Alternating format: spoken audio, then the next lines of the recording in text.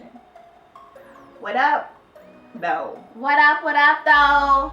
Coming from Los Angeles. I don't got any flow ready. I gotta write mine down. Hey, yo. No. What's up, guys? So, as you know, we've always been on our dating tip lately. So, we want to get feedback on what we've received thus far.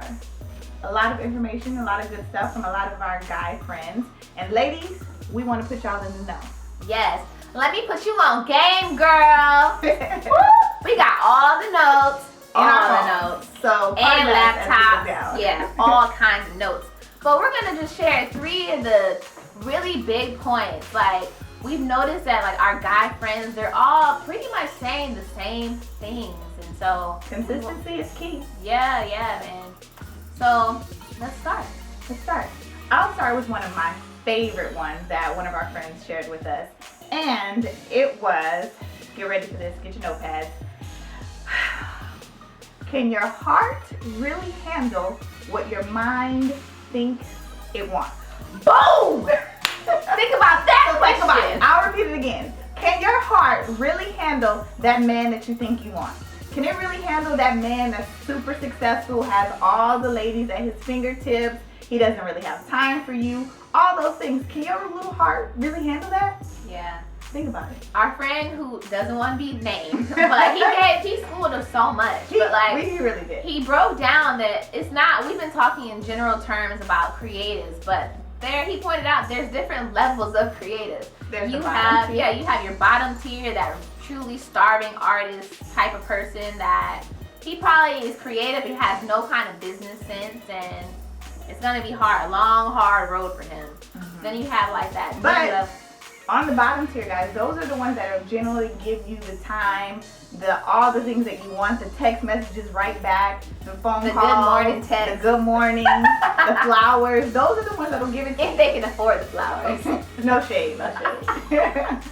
And we've dated some of those bottom level, and they have we're looking at the potential. Like you generally connect with this person. It's not about the money or anything when you connect with this person, but... And a disclaimer, like when we say bottom level, like we don't mean like you're low class or something like that. No shade. It's just levels. Where like you are in your career.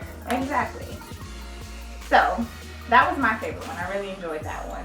And we talked about how he doesn't always have time. Like we kind of said that top level creative guy that has everything going for him, he has blah blah blah, he is like the unicorn. Everyone's trying to search for him. He has so many options because everyone wants that top level guy. And don't let him be successful and attractive, because then it's a whole nother ballgame. So, and not to say that those men are unattainable, because that's not true. It's just, you have to realize that the amount of time, the amount of, whatever in a relationship is going to be different than people at other levels of their career. And you have to decide for yourself if that's something you can handle. One of my favorites was, and this is words, policing the tongue. Police it, honey. And, this can be the case for a lot of women, but especially for black women, because he's talking to 2 black women. He was saying that a lot of times as black women, we know how to hit low. We do. Get on our bad side, and we just know how to emasculate a man. Like, that's not something that anyone should be bragging about, but we're like top guns when it comes to like making it feel like he's down here. He piss us off.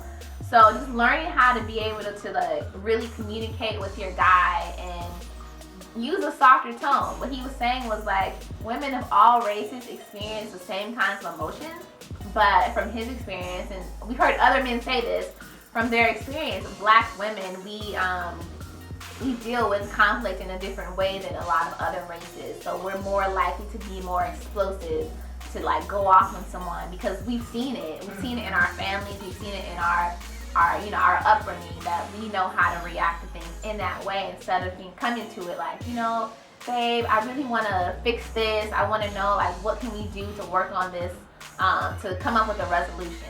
Yeah, he said one of the things we've noticed as black women, we don't really give those signs to let them know that we want to work on things. A lot of times when we get into an argument or an altercation with a guy, we as black women, we expect for the guy to come to us first before we reach out to them and let them know that, hey, I really want to work this out. And to him, he feels like in other races, the woman gives him more of a sign to let them know, like, hey, I'm still in it, even though we had a heated argument, I still want to work things out. So yeah, and that's not to say that to come to a man and say, I want to work this out, that's not showing weakness. Mm-hmm. So we have to look at it as, to me, that's actually strong. If you can come to say, like, you know, I really want to work on this because I care and I value this relationship. Mm-hmm. Another thing that, you know, goes into the same thing is like speaking life into your man. Yeah. And never making a man feel like he's less than a man just because you want to get back at him or take a jab or throw some shade. Like, don't do that. And especially as a black man, I think he mentioned, they're already have it hard enough out in the world. Like, they're out, you know, every day. Just being a black man is hard, and then they don't want to come home to a woman who's, you know, kind of beating them down or saying things to them that kind of makes them feel less than. So just kind of, like we said with Madison, speaking life into your man, I think that's really important, and letting him know that you're his personal cheerleader. So yeah, like that song. I got you, boo. And it's like, and that should be like a reciprocated thing too. But like, don't just wait for, you know, be the love that you want to receive. I always say that, but like, be the love you want to receive, and it'll come back to you. If it's not from this man, the next man, you know. But be positive. Be positive. And our third point, what was the third one? Our third point for today was learning how to have those conversations, those tough conversations up front. Up front, ladies, because I know for me it's hard because you might be like, oh, you know, I just want to go with the flow. I want to go with the flow, but at the same time, you got to let them know, like, hey, I'm dating. I want something serious if that's what you're looking for, instead of waiting down the line. It's 3 months in, and he's like, oh, by the way, I'm not looking for anything serious. I think that's how people end up in these situationships, which I always talk about. Because like you're afraid to say what you really want up front, and like you don't want to have those awkward conversations or really put yourself out on the line. Mm-hmm. I think especially nowadays, everyone is just so afraid of being hurt. But if everyone's afraid of being hurt and they're guarding themselves so tightly, then how can we ever create these vulnerable, loving relationships that we can both use to build each other up? For sure. I totally agree. So, ladies, get out there, have those difficult conversations with these guys, and let them know what's up. It could be awkward, it could be weird, he could leave, but hey, if he does... Yeah, if he leaves, he was meant to leave. On to the next. Boop, bye. Bye, Bruce. Bye, and Bruce. Felicia. Yeah, so we have so many notes that we'll just continue to share with you guys as we keep learning, but yeah, this whole relationship talk, it ain't gonna stop. Can't stop, won't stop. Diddy bop. Alright, guys. Peace. Holla back. Whoop, whoop. Pull over that too fast. Whoop, whoop. Oh my God. Somebody help me, please, Lord.